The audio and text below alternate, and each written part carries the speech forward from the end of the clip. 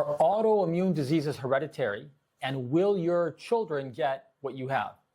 Let's break this down in a calm, clear, and honest way today.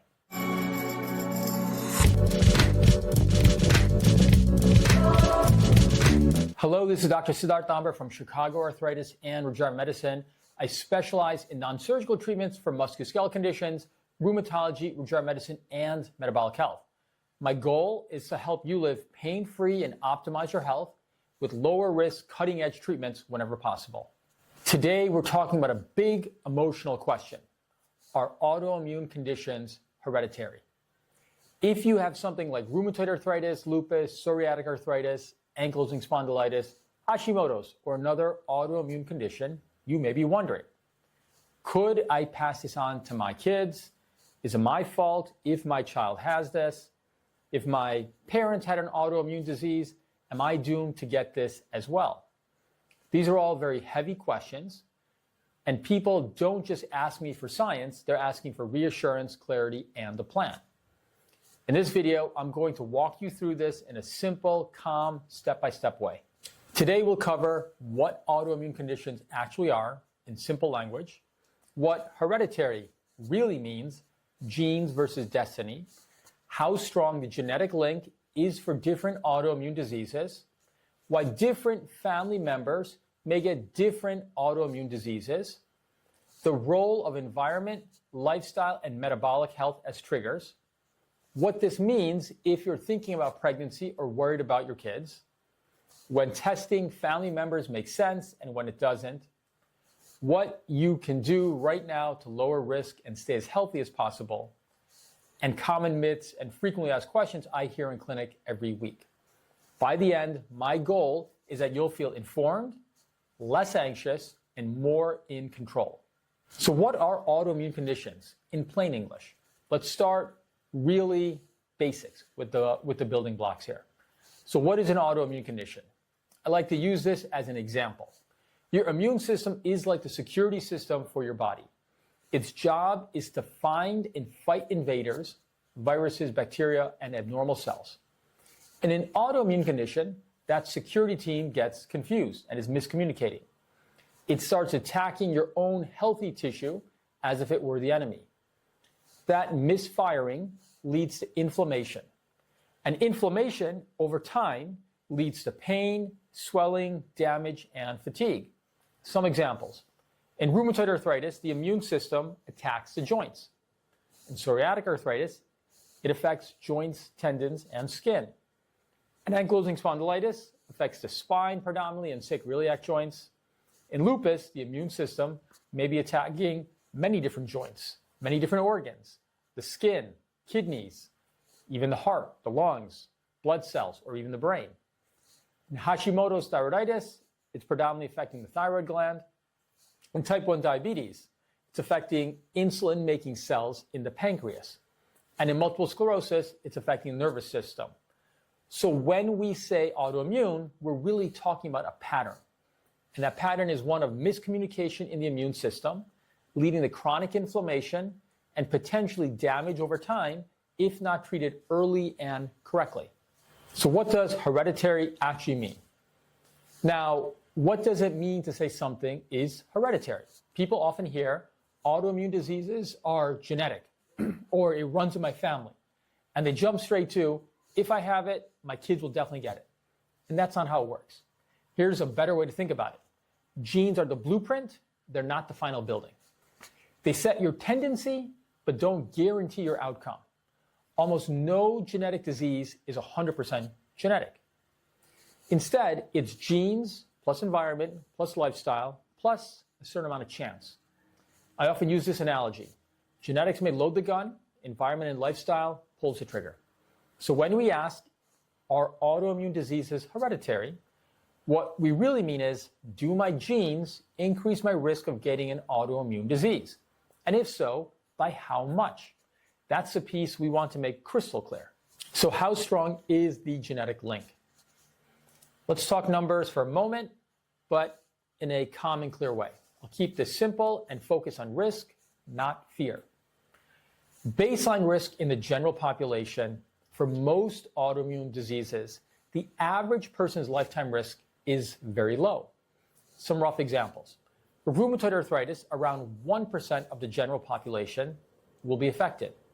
For lupus, it's about 0.1 to 0.2%, or 1 or 2 out of 1,000 people. For ankylosing spondylitis, psoriatic arthritis, type 1 diabetes, these are all relatively low in the general population. So even before we talk about family history, these are not conditions that most people will get. What happens if a close family member has it? So now, what if you have an autoimmune disease? What does that mean for your children, siblings, or parents? In general, and I'm talking in broad strokes, having a first-degree relative with an autoimmune disease, let's say a parent, sibling, or child, increases your risk, but usually to something like 2 to 5 times the average in the general population. That sounds scary at first, but let's anchor it in real numbers. So for example, rheumatoid arthritis, general population risk 1%. If a close family member has RA, your risk may go up to around 2 to 4%. So yes, the risk is higher, but the absolute number is still low. Next example, lupus. General population risk 0.1 to 0.2%. With a close relative who has lupus, your risk may rise to roughly 1 to 5%. Again, higher than average, but most family members will not get that autoimmune condition. Let's talk about twin studies and why they matter. Scientists love studying twins to understand genetics. Identical twins share almost 100% of their genes. Fraternal twins share about 50%, like any sibling. If autoimmune disease were purely genetic, then if one identical twin had it, the other would always have it as well. But that's not what we see. For most autoimmune diseases, if one identical twin has it, the other twin might have a significantly higher risk, but it's not 100%. It's not even close to that. So that tells us that genes are important, but they do not tell the whole story. Next, why do different family members get different autoimmune diseases? Here's a question I hear a lot in my clinic. My mother has lupus, I have rheumatoid arthritis, and my cousin has psoriasis. Is that all connected? Short answer is yes, it probably is. You can think of it like this. Your family may share certain immune system genes. Those genes can make you more likely to have an immune system that's a little on edge. But where that system acts, is it affecting the joints, skin, thyroid, gut, nervous system, for example, can vary between family members. This is called an autoimmune cluster in families. You might see combinations like lupus in one person, rheumatoid arthritis in another. Psoriasis in one person, psoriatic arthritis in a sibling. Hashimoto's thyroiditis in one family member, and type 1 diabetes in another. So you may share the tendency for autoimmune problems, but not necessarily the exact same disease. Let's talk about some of the key genes you may hear about, but please do not obsess over these. You may hear about certain gene names, such as the HLA-B27 gene. This is associated with ankylosing spondylitis and some other forms of inflammatory back pain. HLA-DRB1, or the shared epitope that's linked to rheumatoid arthritis, or other HLA genes and immune-related genes for lupus, type 1 diabetes, celiac disease, and others. The important points are that having one of these genes does not mean you'll definitely get the disease. Many people carry these genes and never develop an autoimmune condition.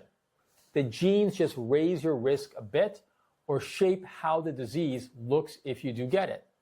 So if you see these names in your chart or hear a doctor mention them, understand that they are pieces of the puzzle, not the whole story. Another aspect to this is that there is more and more commercially available to the general public genetic testing. If you see some of these genes mentioned, understand that that does not mean you have a condition or that you're doomed to have a condition. It just means that you carry a little bit of a risk factor for developing some of these other autoimmune conditions.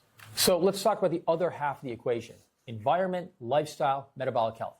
So now we get to something I care a lot about in my practice, which is what you can influence. If genes are the blueprint, then your environment and lifestyle are how the building is actually built. Things that can trigger or worsen autoimmune diseases include infections. Sometimes an infection can wake up the immune system in a way that doesn't calm back down. Smoking, especially for rheumatoid arthritis. Smoking clearly raises risks and makes disease worse. Obesity and metabolic syndrome. Extra fat tissue can act like an inflammation factory. We definitely see this in psoriasis and psoriatic arthritis. Poor sleep. Sleep is when your body repairs and rebalances your immune system. Chronic stress. Long-term stress hormones can disrupt the immune regulation that your body normally has. Hormonal shifts. For example, pregnancy, postpartum changes, menopause, they can flare certain autoimmune diseases as well. And then there's gut health. Our gut bacteria and gut barrier seem to play a big role in how the immune system behaves as well. And this is why I talk so much about exercise, nutrition, metabolic health, weight management, stress management, and sleep quality. These are not soft add-ons. They are part of how we dial down inflammation and stabilize the immune system. Let me now connect this to the way I approach care in general. I often say there are a few key principles in how I treat patients. Understand the root cause of the problem. In autoimmune disease, the root issue is immune miscommunication and inflammation. In the musculoskeletal world, that often shows up as inflammation in the joints. Next, start with lower risk options first whenever it's safe to do so. That includes exercise, nutrition, supplements, stress reduction, and focusing on your metabolic health. For systemic inflammatory arthritis, that can cause damage. Conditions like rheumatoid arthritis or psoriatic arthritis, treating early and appropriately is the correct thing to do. Here, the risk of doing too little is generally much greater than the risk of actually being on medication. And next, personalized, simple, and sustainable plans are important. Every patient is different, but the best solutions are usually the ones you can actually stick with. And when it comes to heredity, these principles matter because we cannot change your genes, but we can work on the inflammation and metabolic side that interacts with those genes.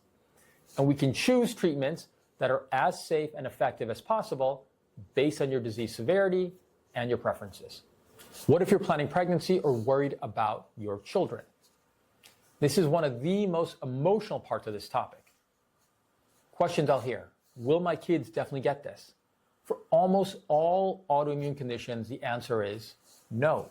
Your kids are not destined to get what you have. The risk is higher than average. But for most conditions, we're talking about single-digit percentages, not 50 to 100%. That means most children of parents with autoimmune disease will not develop one. And even if they do, we now have much better tools to diagnose early and treat earlier. Let's talk about if you have an autoimmune condition and are thinking about pregnancy, what are some important things to keep in mind? It's important to plan ahead with your rheumatologist and OBGYN. For many people, we can find a safe medication plan that controls your disease and is compatible and safe with pregnancy. In addition, the healthier and more controlled your disease is going into pregnancy, generally the better the outcomes are for you and for your baby. So this again is not about fear, it's about planning and partnership. Another common question I hear is, should you screen your children? And this is a big one. In most cases, we do not routinely recommend blood tests or genetic testing for healthy children just because a parent has an autoimmune disease. Why is that? Many tests are nonspecific. A positive test does not mean disease will necessarily develop or that you have a disease. It can create a lot of anxiety without changing what we actually do. However, if a child has symptoms, joint swelling, stiffness, unexplained rashes, fatigue, weight loss, fevers, then it makes sense to evaluate with lab tests and possibly imaging. So the approach is stay aware, but don't live in constant fear, and don't overtest healthy kids unless there's a specific reason. With that said, I think it's important for your family members to know what other family members' conditions that they're living with or dealing with. A lot of times you do see cases where people aren't actually sure what kind of conditions exist within their extended family just because people don't talk about it. And so I think communication is important. Fear is not what you want to fall into, though. So when does testing for family members make sense? So let's talk about now for adults or older teens in the family. sometimes testing can make sense.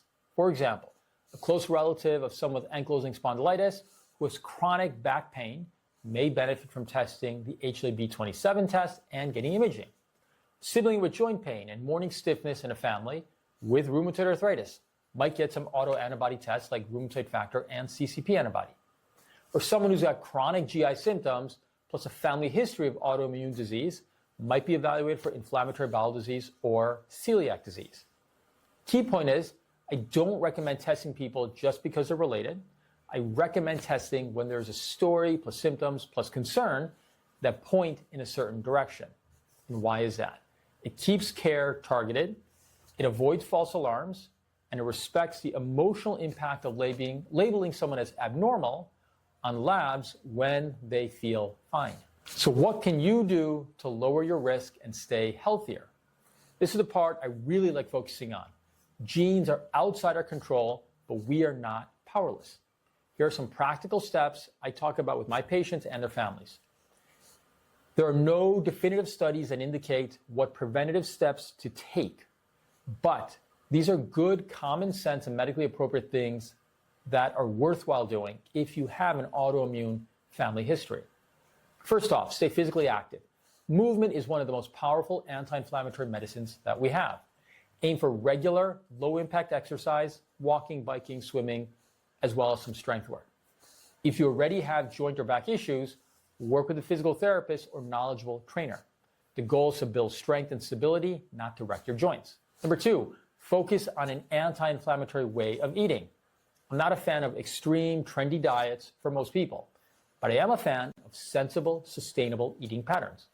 In many cases, that looks like a Mediterranean-style diet, which would include lots of vegetables, healthy fats, olive oil, nuts, seeds, lean proteins, fish, chicken, beans, lentils, and limited processed foods, sugary drinks, and refined carbs. This helps to lower chronic inflammation, improve blood sugar and cholesterol, and support a healthier gut microbiome. Number three, maintain a healthy weight and metabolic health. Extra weight, especially on the abdomen, is highly tied to higher inflammation levels, insulin resistance, and worse outcomes in many autoimmune conditions. Sometimes we'll incorporate weight management programs, intermittent fasting approaches if appropriate, or other tools to improve metabolic health. The goal is not perfection, the goal is steady improvement over time. Number four, avoid smoking and vaping. If you smoke or vape nicotine, especially with a family history of autoimmune disease, quitting is one of the best things you can do for your health. For certain conditions like rheumatoid arthritis, smoking clearly increases both risk and severity of disease. Number five, prioritize sleep and stress management. Poor sleep and chronic stress both can make inflammation worse. They can interfere with hormonal and immune balance. They can increase pain sensitivity. Simple practices to help: consistent bedtime and waking time. Keep screens off right before bed. Relaxation habits, breathing exercises, light stretching, journaling, therapy, coaching, or support groups if stress or anxiety is very high. Again, we're not chasing perfect here. We're chasing just getting better. Number six, get early help when something feels off. One of the most important messages that I can send here: if you notice persistent joint swelling, morning stiffness, unexplained fatigue, or other concerning symptoms, do not wait years. For systemic inflammatory arthritis, like rheumatoid arthritis or psoriatic arthritis, we know that early diagnosis and appropriate treatment dramatically reduce the risk of permanent damage. Once damage is done, it's much harder to reverse. So if there's a strong family history and you start having symptoms, it's worth getting evaluated sooner rather than later. Let's touch on some common myths and questions I hear in clinic. Let's go through some of the most common FAQs one by one. Question one: my parent has rheumatoid arthritis, am I guaranteed to get it? No. The risk is higher than average, but it's still much more likely that you will not get RA. Think of it as increased chance, not a guarantee. Question two: did I cause my kids autoimmune disease? It's a heartbreaking question I hear from parents. A short, firm answer is no, you did not cause your child's disease. You may have passed along some genes, but genes are just one part. We do not have the ability to control or fully predict which genes get expressed, which environmental exposures happen, which infections occur at which time, or how the immune system will react. So please do not carry guilt for something you never controlled. Question 3, can I completely prevent autoimmune disease? Right now, we cannot guarantee prevention. What we can do is lower risk, catch problems earlier, treat more effectively when they show up. Think of it like heart disease. You can't guarantee you'll never have a heart issue, but you can dramatically improve your odds by managing blood pressure, cholesterol, weight, activity level, and smoking. The same idea here, except our target is the immune system and inflammation. Question 4, should my healthy child get genetic testing or antibody tests? In most cases, no. We usually test when there are symptoms, not just because there's a family history. And why is that? A positive test without symptoms often doesn't change what we do. It can cause anxiety without offering clear benefit. There are some special cases like very strong family clusters of certain rare diseases, but for the typical autoimmune conditions, we don't routinely screen healthy children. Question 5. If several family members have different autoimmune diseases, is our family unusual? It's actually not rare to see clusters. You're not alone. I see this pattern frequently. Parents with lupus, child with Hashimoto's, cousin with RA, or grandparent with psoriasis, another parent with psoriatic arthritis, siblings with inflammatory bowel disease. It can feel overwhelming, but remember, each person's risk is still personal and it's not 100%. And each person can still take steps to improve their overall health and inflammation. Let's wrap up with a simple summary you can hold on to. Autoimmune diseases are partly hereditary, but not destiny. Genes influence risk, but they don't fully decide your future. Family members have higher risk than the general population, but most still will not develop an autoimmune disease. We're usually talking single-digit percentage risks. Different autoimmune diseases can show up in the same family. You share immune system tendencies, but the exact disease can vary. Environment, lifestyle, and metabolic health matter. Infections, smoking, obesity, stress, and sleep, they all affect how genes are expressed. We rarely test family members just because of family history. We test when there are symptoms plus concern. There's a lot you can control. Movement, nutrition, weight, sleep, stress, and early evaluation all make a difference. For high-risk, aggressive autoimmune arthritis, early and appropriate treatment is critical. The goal is to protect your joints, organs, and future function. And most importantly, you're not powerless and you are not to blame. If you found this helpful, please make sure to like this video, subscribe to the channel, and share it with someone in your family who's worried about autoimmune diseases. If you want to learn more about non-surgical treatments, autoimmune conditions, regenerative medicine, weight loss, and metabolic health, please visit us at chicagoarthritis.com. I'm Dr. Siddharth Damber from Chicago Arthritis and Regenerative Medicine. Thank you for spending this time with me. Take care of yourself, take care of your family, and as always, live well.